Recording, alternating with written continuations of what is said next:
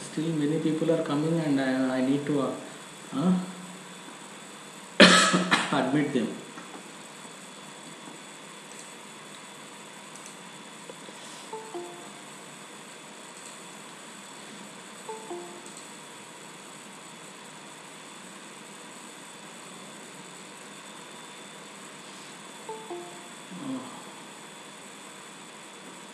Okay, so I was saying that we are trying to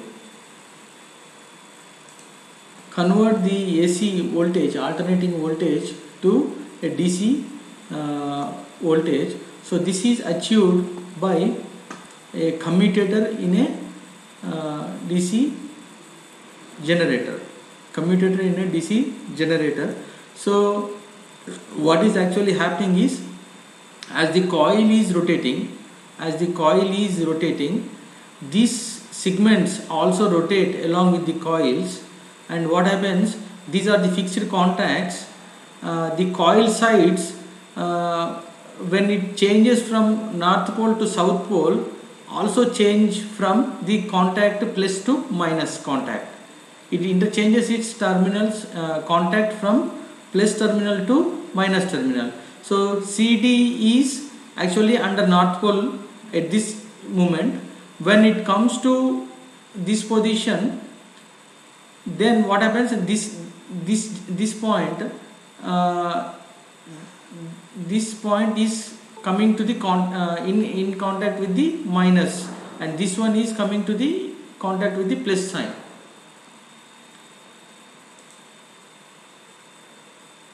Okay, so when the coil is still further moved like this, then this segment E will be touching minus contact, and this segment will be touching the plus contact. Okay, so this makes the output voltage of the coil to always be positive on side, like this. Okay, so this is a maximum voltage, this is 2 VLV voltage, and this is coming to 0 here.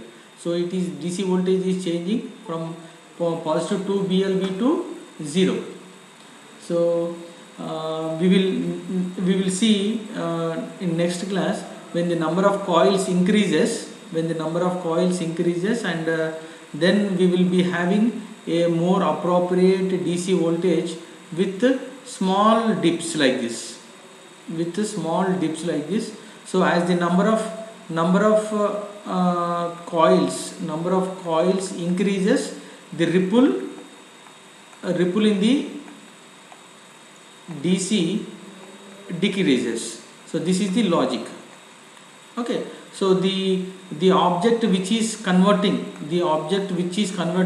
AC to DC is the commutator.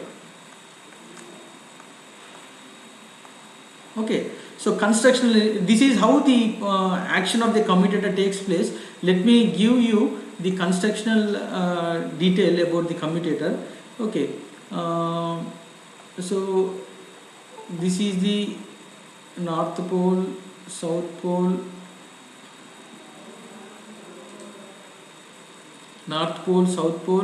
and we have rotor like this, and the rotor slots are there.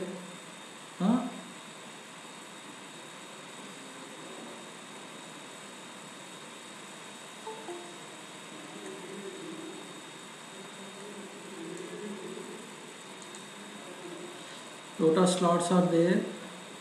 Okay, so let me draw the one coil. Placed in the let me take some other color. So this is one coil placed in these two slots. So this is the coil, this is coil coming like this. This is one side of the coil, this is one side of the coil, and this is the end connection, right? Now this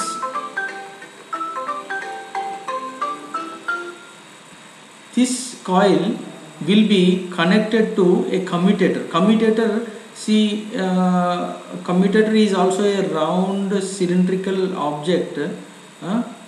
Cylindrical object, it will be having like this.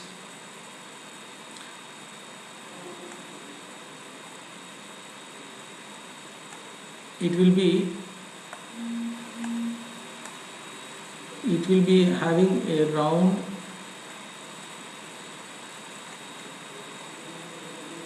So you have so many segments like this. Okay, so throughout the periphery you have so many segments, and these segments equals to number of coils on the armature. Number of coils on the armature. So the coil side, this coil side will be connected to like this. Coil sides will be connected to two separate segments. One side is connected to one segment and other one is connected to other segment. And the next coil also, next coil from here to here, this will be connected to this segment, and this coil side will be connected to the next segment like this. So it goes on. Okay, so physically, so this is commutator. This is commutator. So it is also mount on the same shaft on the rotor, same shaft on the rotor. This is on the same shaft. So commutator is also rotating along with the armature or rotor, right? So the coils ends are connected to this commutator, and on which you will be placing the brushes. So on this you will be placing the brushes. Brushes will be placed like this.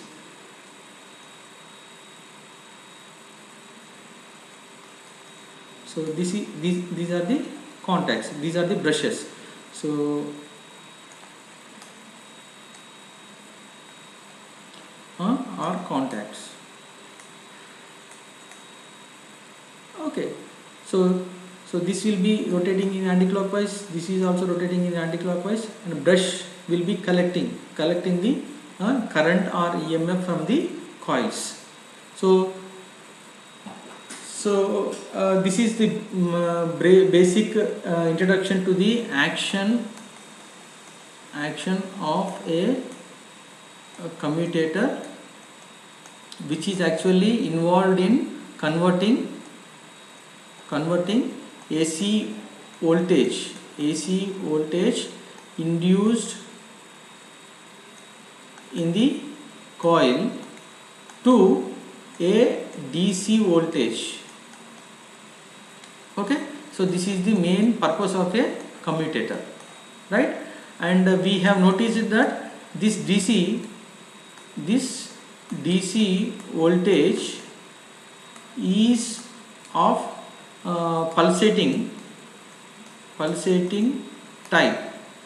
Okay, and this pulsation or ripples can be reduced with the increase in number of coils. So in next class, when we discuss more about the commutation with a bigger size of coils and number of poles, you will be understanding how the voltage waveform will be improving, and what are the problems, how to improve the voltage waveform. Okay, and the next one, what are the problems with the commutator, and how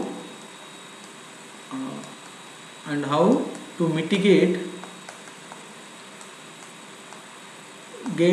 these problems. Okay, so we will see all these in the next class with a bigger exercise.